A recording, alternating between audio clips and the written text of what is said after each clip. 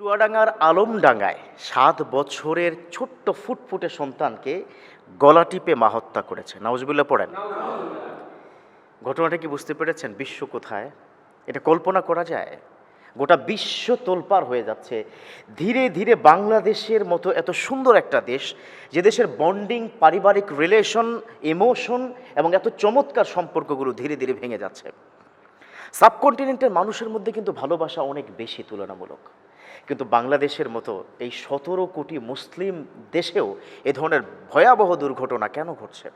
কি হয়েছে সেখানে? মা কেন তার ৭ বছরের শিশুকে হত্যা করেছে? আমি ভিডিওটি দেখে চোখে পানি ধরে রাখতে পারিনি।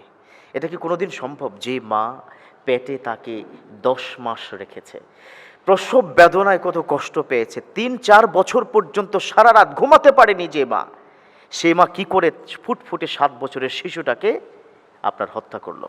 দেখেছেন না অনেকে ভিডিওটা? অবাক অবাক বিশ্ব।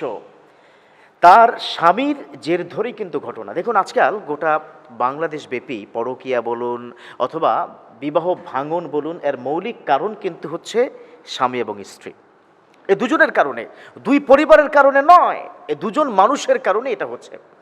খেয়াল করে দেখুন, আমি যেটা শুনেছি, মেয়েটার নাম হচ্ছে মায়েশা খাতুন। তার মায়ের সাথে তার বাবা শহীদুল ইসলামের বিবাহ হয়েছে ৯ বছর আগে। বিবাহের একটি পর্যায়ে এসে ডিভোর্স হয়ে গেছে। শহীদুল ইসলাম এক জায়গায় বিয়ে করেছে এবং তার এই মায়েশা খাতুনের মা, ৭ বছরের যে মেয়েটাকে হত্যা করলো, তার মা বিবাহ করেছে আরেক জায়গায়। মাঝখানে এই মেয়েটা একটা ফ্রাস্ট্রেশনের মধ্যে, সে কার হচ্ছে, তার ভবিষ্যৎটা কি হচ্ছে। বাবা শহীদুল ইসলাম বারবার তাকে কমিটমেন্ট করেছে যে আমি তাকে কিছু দিব তার ভরণ পোষণের জন্য, মেয়েটার পড়াশোনার জন্য, কিন্তু একটি সময় কিন্তু টাকা দেওয়া বন্ধ করে দেয়। আমি এটা শুনলাম চুয়াডাঙ্গার আলমডাঙ্গায় যখন র্যাবের অফিসার এটা বলছে, তার চোখে কিন্তু ছলছল করে পানি, যে কি করে সম্ভব, এত ফুটফুটে সন্তানকে কেন মারলো। তো মৌলিক এই মেয়েটা বা এই মহিলাটা, তাকে যখন ধরা হলো আপনি কেন মেরেছেন, সে প্রথমে কিন্তু বলেছে আমি মারিনি। তার গলার মধ্যে চার্জারের একটা আপনার তার দিয়ে পেঁচিয়ে রাখা হয়েছে। এ ধরনের বিভিন্নভাবে প্রেশার করার পরে একটা লেভেলে মা কিন্তু হাউমাউ করে কান্না শুরু করেছে। সে বলল যে আমার স্বামী, ডিভোর্সের যে স্বামী আছে, সে অন্য জায়গায় বিবাহ করেছে, সে আমাকে কমিটমেন্ট করেছিল যে আমার এই মেয়েটাকে, অর্থাৎ তার এই মেয়েটাকে সে ভরণ পোষণ দেবে।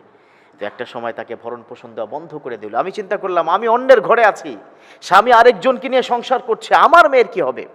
সে নিশ্চয়ই বড় হলে কষ্ট পাবে, এই মেয়েটার জীবন ধ্বংস হবে। এই জন্য অফিসারকে কান্না করে বলছে আমি নিজ হাতে হত্যা করেছি।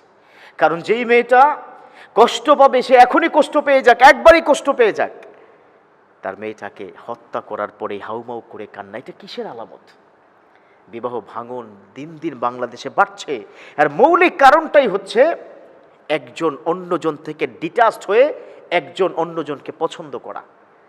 অর্থাৎ মোবাইল নামক এই যে যন্ত্রটি, জাহান্নামের যন্ত্রটি, এই যন্ত্রটি, এই ডিভাইসের মধ্যে অন্য পুরুষকে দেখে তার ভাল লাগছে, কথায় কথায় ঝগড়া, তার মাঝখানে এই কথা বলে যে ওই পুরুষ তো কত সুন্দর সংসার করছে, পাশের বাড়ির ভাই তো কত চমৎকার সংসার করছে। ভিন্ন ভিন্নভাবে যখন উদাহরণ দেওয়া শুরু করে দেয়, তখনই কিন্তু বিয়েতে ভাঙন তৈরি হয়। তখনই এরকম ছোট ছোট শিশু সন্তান, মায়েশা খাতুনের মতো অবুঝ শিশুটি হত্যা হয়। বাংলাদেশে এই ধরনের দুর্ঘটনা যেন আর না ঘটে। আমরা প্রায় দেখি পাষণ্ড বিভিন্ন ধরনের ঘটনা। আমরা যদি এই ঘটনা থেকে শিক্ষা এভাবে গ্রহণ করতে না পারি, তাহলে এদেশের লক্ষ লক্ষ ঘটনা ঘটবে। আসুন আমরা অন্তত এদিকে একটু খেয়াল রাখি। আমরা যেন পরিবারের মধ্যে চমৎকার সম্পর্ক, বন্ডিং যেন তৈরি হয়। সেক্ষেত্রে দুই পরিবারের অভিভাবকদের একটা বড় দায়িত্ব আছে। আপনি যদি সেই অভিভাবকের দায়িত্বটা পালন না করতে পারেন, তো আপনার ঘরেও আপনার নাতির এভাবে অপমৃত্যু হবে, এভাবে ভয়ঙ্কর মৃত্যু হবে। অতএব আমরা যেন সেদিকে খেয়াল রাখি। আল্লাহ আমাদের প্রত্যেককে সুন্দর পারিবারিক জীবন গঠন করার তৌফিক দান করুক। আমিন।